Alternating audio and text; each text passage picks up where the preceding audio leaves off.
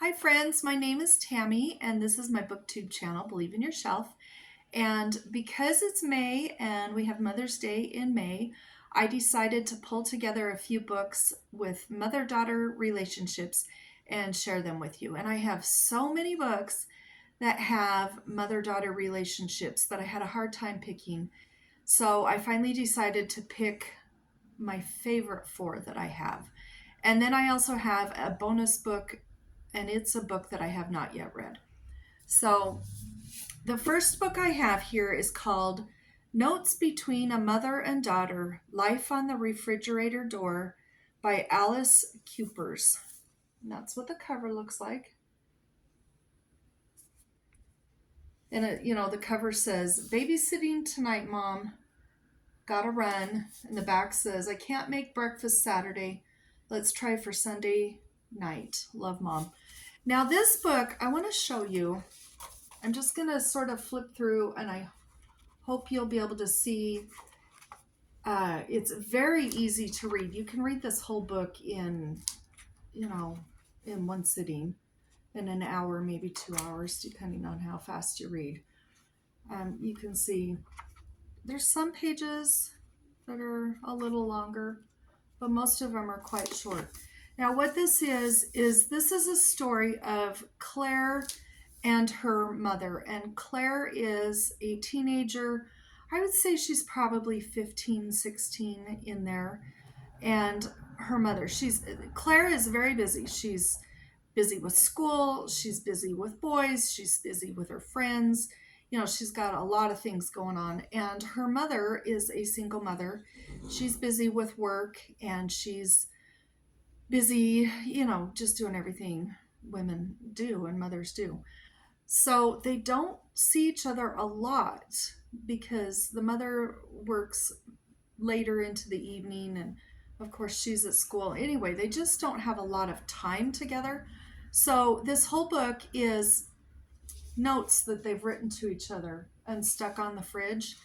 And I don't know how this author does it with these tiny short notes, but this becomes the most interesting story between this girl and this mother. And this book here covers between January, well, it starts January and goes through September, is what this book does. And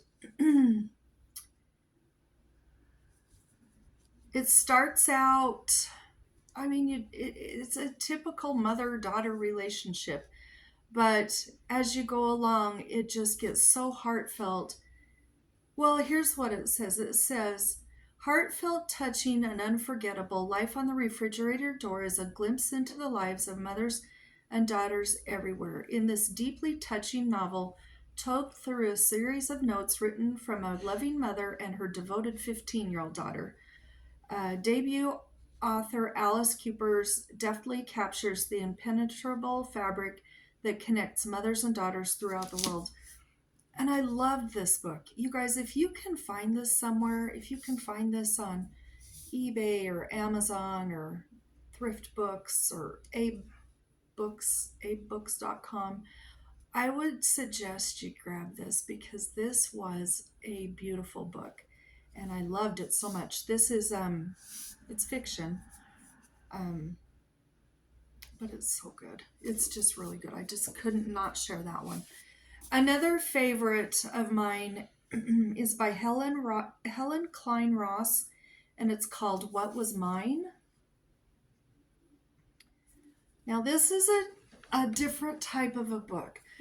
We're following Lucy. She's been married. Her marriage falls apart.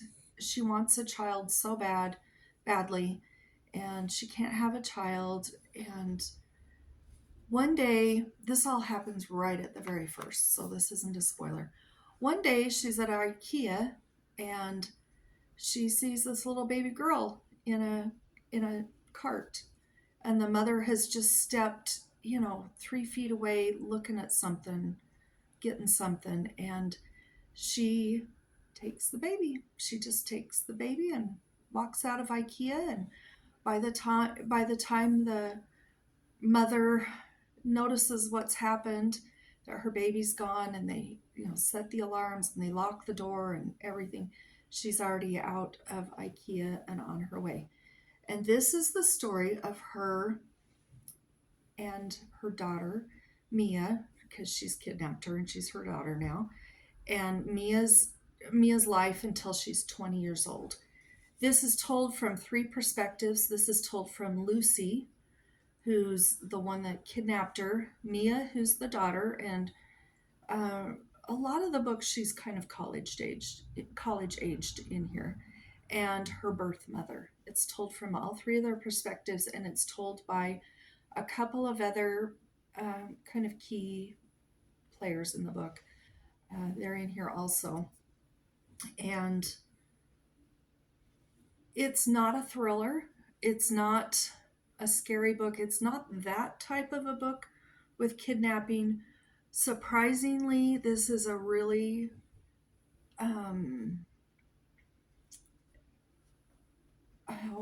I don't even know what the adjectives are for this book, but it broke my heart. It broke my heart from sadness. It broke my heart from happiness, and it was so interesting.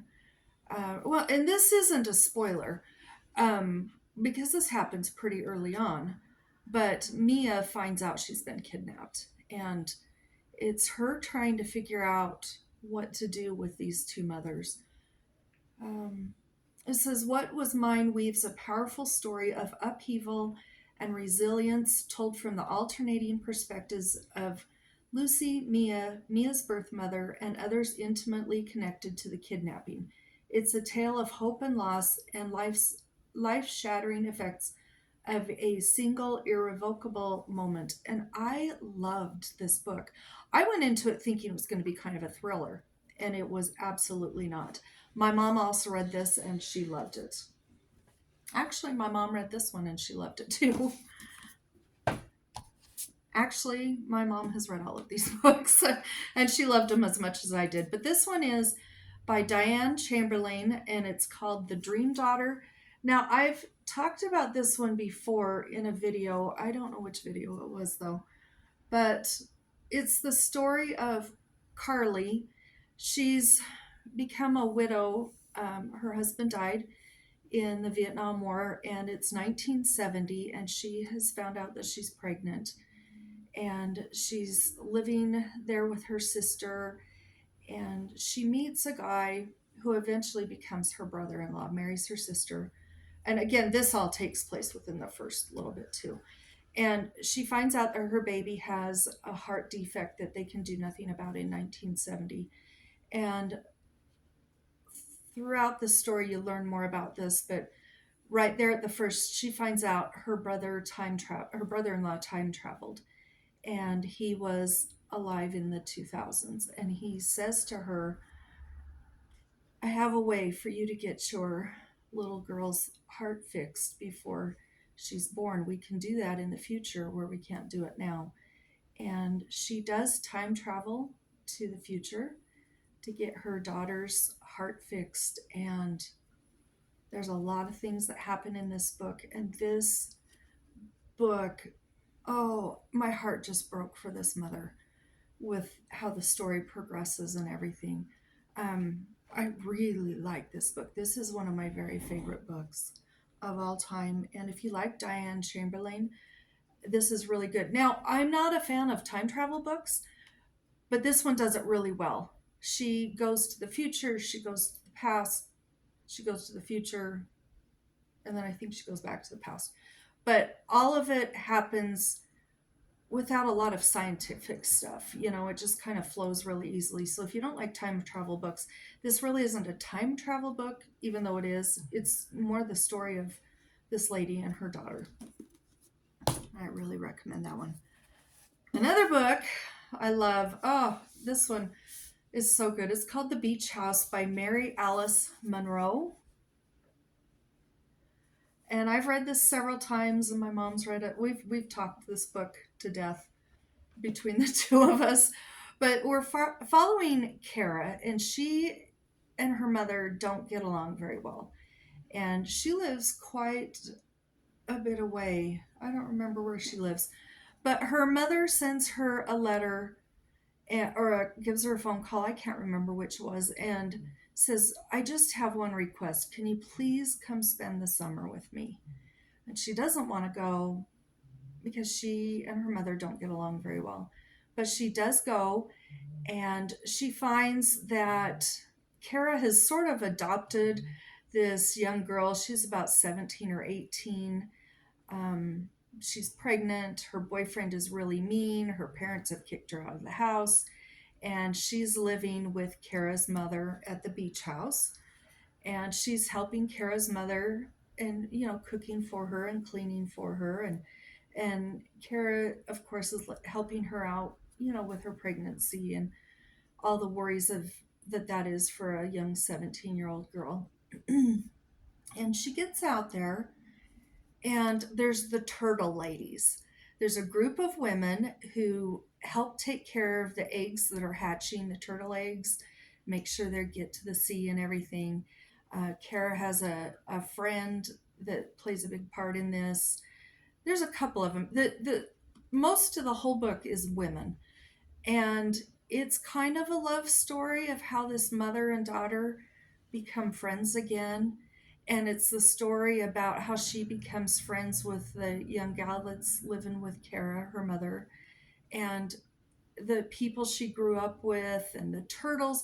There's so many scenes in this book where they have to go out in the middle of the night and stake off this area with turtles and stay there and watch and make sure that the eggs, when they hatch, that they get out to see the little baby turtles. And lots of nature stuff, a lot of ocean stuff, a lot of turtle stuff. And this was a fabulous book too.